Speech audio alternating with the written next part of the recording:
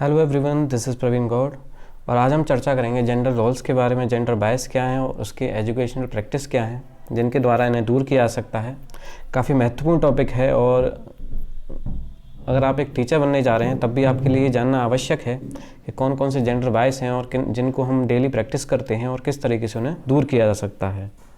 चलिए स्टार्ट करते हैं आज का टॉपिक। आज के टॉपिक में हम सबसे पहले डिस्कस करेंगे concept of sex and gender, then gender roles क्या हैं, उसके बाद types of gender roles, gender bias क्या है और लास्ट में हम एजुकेशन प्रैक्टिस कौन कौन सी हैं जिनके द्वारा जेंडर बायस को दूर किया जा सकता है। तो कॉन्सेप्ट ऑफ सेक्स क्या है? सेक्स बेसिकली एक बायोलॉजिकल आइडेंटिटी है किसी इंडिविजुअल की, जिसके बेसिस पे हम उसे मेल और फीमेल में क्लासीफाई करते हैं। It is assigned at birth, ये बर्थ के समय ही असाइन किया जा सकता है कि किया जाता है कि यह फीमेल है या और यह मेल है। Sex refers to biological differences या बायोलॉजिकल डिफरेंसेस को रेफर करता है। वहीं अगर जेंडर की बात करें तो जनरली हम सेक्स और जेंडर को एक ही तरीके से कंसीडर करते हैं और एक ही तरीके से यूज़ करते हैं, लेकिन दोनों में फ़र्क है। सेक्स जहाँ पर बायोलॉजिकल आइडेंटिटी थी और बर्थ के दौरान इसे असाइन किया जाता है, वहीं जेंडर क्या है? जेंडर सोशली कंस्ट्रक्टेड चीज़ों या रोल्स को फॉलो करना है। एक सोसाइटी होती है और उस सोसाइटी में फीमेल और मेल के लिए कुछ रोल्स या एक्टिविटीज़ को असाइन किया जाता है और उन्हें अप्रोप्रिएट समझा जाता है कि यह मैन के लिए अप्रोप्रिएट है और यह वीमेन के लिए। तो यह क्या असाइन करता है? Gender. It is assigned by society as per pre existing roles of male and female. यह सोसाइटी द्वारा ही असाइन किया जाता है, जैसा मैंने बताया आपको कि किस तरीके से मेल और फीमेल के कौन कौन से रोल हैं, उन्हीं के बेसिस पर यह असाइन किया जाता है। Gender identity is one's internal personal sense of being. Suppose किसी का बर्थ के दौरान जो सेक्स है वह मेल है, लेकिन जैसे जैसे बड़ा होता है तो वह अपने आप में एक वीमेन की तरह फील करता है। तो जेंडर क्या है? It is assigned by society as per pre existing rules of male and female and it is also defined as person self representation as male और फीमेल। मतलब कोई व्यक्ति या कोई इंडिविजुअल अपने आप को किस तरीके से रिप्रेजेंट कर रहा है, उसकी सेक्स आइडेंटिटी के अलग होने के बावजूद भी अपने आप को वह किस तरीके से फील कर रहा है और किस तरीके से रिप्रेजेंट कर रहा है, वह उसका जेंडर होगा। और इसी के बेसिस पे हम ट्रांसजेंडर की बात करते हैं। तो मैं उम्मीद करता हूँ आपको सेक्स और जेंडर में फ़र्क समझ आ गया होगा। तो नेक्स्ट है जेंडर रोल्स। जेंडर रोल्स क्या है? जेंडर रोल वही है कि एक सोसाइटी के द्वारा मेल और फीमेल के लिए कुछ रोल्स निर्धारित किए जाते हैं और उन्हीं को उनसे फॉलो करने की उम्मीद की जाती है। Those roles are considered acceptable और desirable for a person based on person's biological sex, यानी कि जो उनके सेक्स हैं, जो मेल है या फीमेल है, उसके लिए क्या रोल होने चाहिए, उनको फॉलो करना ही जेंडर रोल्स माने जाते हैं। जैसे जनरली अगर इंडियन पर्सपेक्टिव से देखें तो भारत में महिलाओं को घर के कामकाज और इनके लिए ज़्यादा प्रेफर किया जाता है और मेंस को बाहर की जॉब करना या अलग अलग चीज़ों को किस तरीके से हैंडल करना है, फाइनेंशियल चीज़ों को हैंडल करना, ये उसके रोल किए जाते हैं और यहीं से जेंडर बायस की शुरुआत होती है। जैसे हम डेली प्रैक्टिस करते हैं और कोई भी इस पर ध्यान नहीं दे रहा है, तो इसलिए ये सीटेट के सिलेबस में भी आई थिंक ऐड किया गया होगा, क्योंकि एक टीचर के लिए जेंडर बायस और जेंडर रोल्स को समझना काफ़ी ज़रूरी है, जिससे वह आगे की जनरेशन में इन चीज़ों को दूर कर सके। Gender roles are usually centred on conception of masculinity and femininity, यानी कि वही है कि जेंडर रोल्स पुरुष के लिए या मस्कुलिनिटी के बेसिस पे या फेमिनिटी के बेसिस पे निर्धारित किए जाते हैं। There are 4 kinds of gender roles. Personality traits. For example, women are often expected to be accommodating and emotional, यानी कि महिलाओं से उम्मीद की जाती है कि वह कहीं पे अकोमोडेट कर सकती हैं और इमोशनल होती हैं। वहीं men are usually expected to be self confident and aggressive. आपने देखा होगा कोई व्यक्ति अगर रोता है तो उससे जनरली सब लोग कहते हैं क्यों महिलाओं की तरह या औरतों की या लड़कियों की तरह रो रहा है। तो यह क्या है? एक जेंडर बायस है। मतलब यह रोल निर्धारित किया गया है कि रोने का काम केवल महिलाओं का है, मतलब महिलाएं इमोशनल होती हैं, वहीं पुरुष का काम रोने का नहीं है, एग्रेसिव होने का है।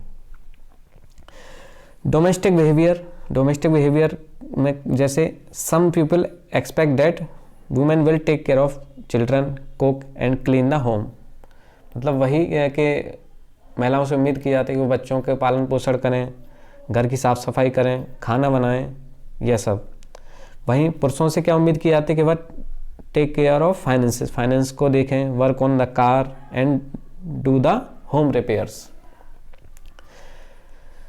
नेक्स्ट जो टैब है वह है ऑक्यूपेशन के बेसिस पे। Some people are quick to assume that teachers and nurses are women and that pilots, doctor and engineers are man.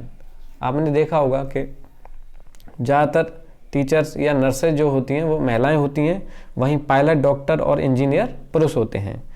Physical experience के बेसिस पे women are expected to be thin and graceful, महिलाओं से उम्मीद की जाती है कि वह पतली हों, थिन हों और ग्रेसफुल दिखें। वहीं men are expect to be tall and muscular.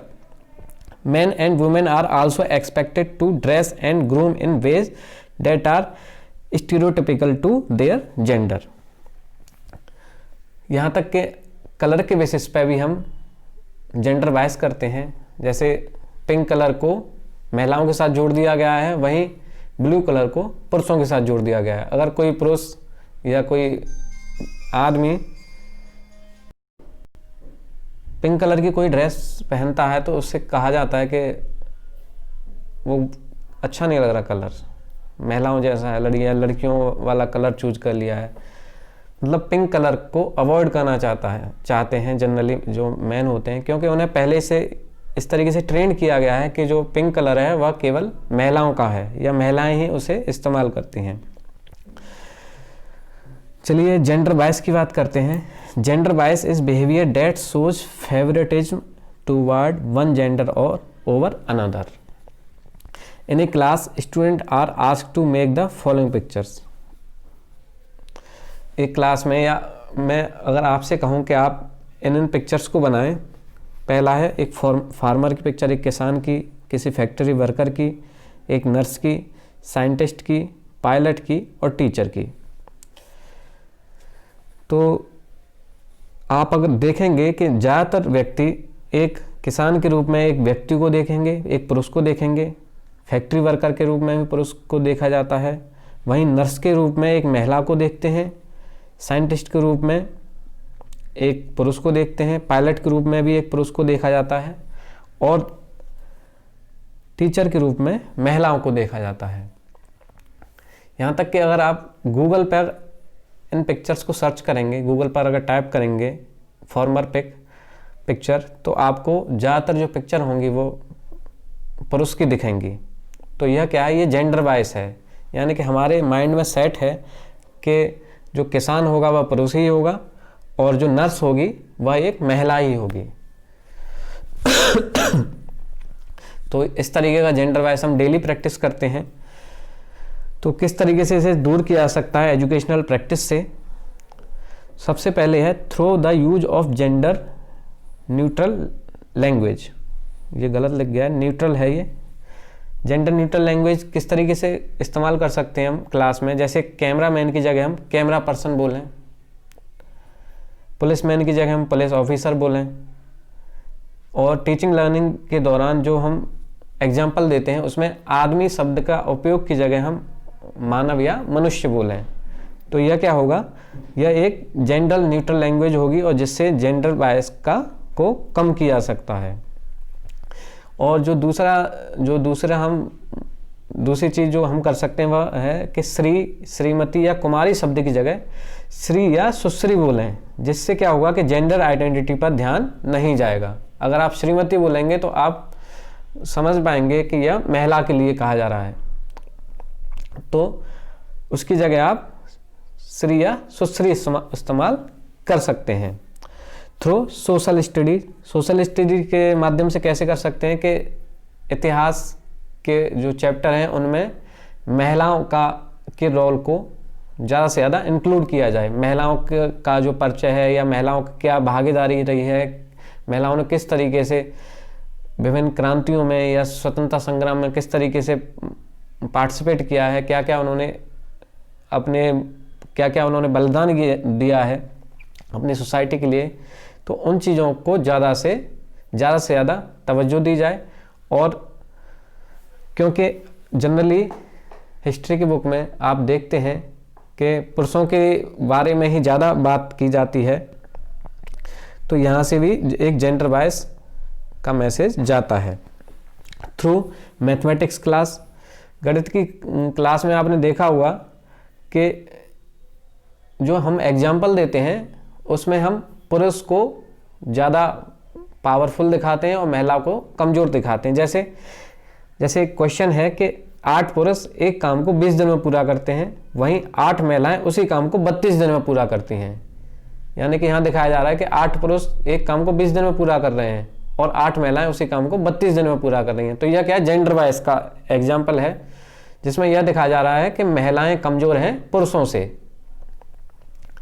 तो इस तरीके के क्वेश्चन को अवॉइड किया जाए और इसमें एक समानता लाने का प्रयास किया जाए।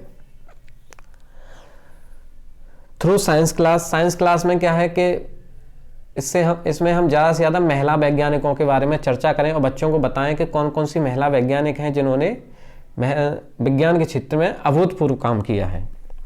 थ्रू स्पोर्ट्स एक्टिविटीज़ के माध्यम से कैसे कर सकते हैं कि आपने देखा होगा कि कुछ स्पोर्ट्स एक्टिविटीज़ को जेंडर के बेसिस पर ही लेबल्ड कर दिया गया है कि इस गेम, जैसे खो खो को महिलाएं खेलेंगी, लड़कियां ही खेलेंगी, कबड्डी को पुरुष ही खेलेंगे। लेकिन हम देख रहे हैं कि आज के समय में काफ़ी चेंजेज हो रहे हैं, लेकिन स्कूल में भी या कॉलेज में भी इन तरीके की प्रैक्टिसेस को करने की आवश्यकता है।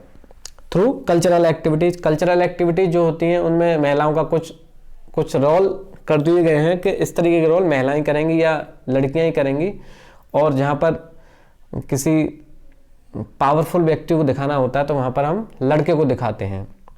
तो इस तरीके के रोल्स को भी हमें यहाँ से डिस्क्रिमिनेशन कम करना है।